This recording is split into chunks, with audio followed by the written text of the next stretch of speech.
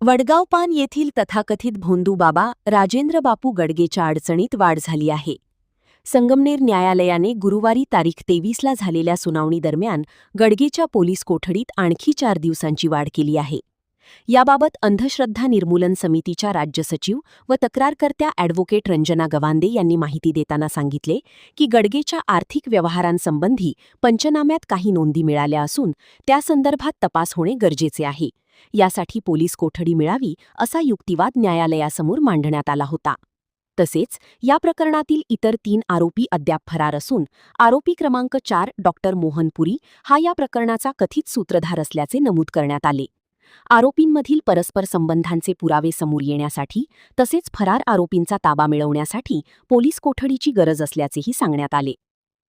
याशिवाय तयार करण्यात आलेले काही व्हिडिओ आणि फोन कॉल्स यासंदर्भात आवाजाचे नमुने घेऊन ते तपासणीसाठी पाठवणे आवश्यक असून संबंधित तंत्रज्ञ उपलब्ध नसल्यामुळे ते नमुने अद्याप घेता आले नाहीत असेही नमूद करण्यात आले.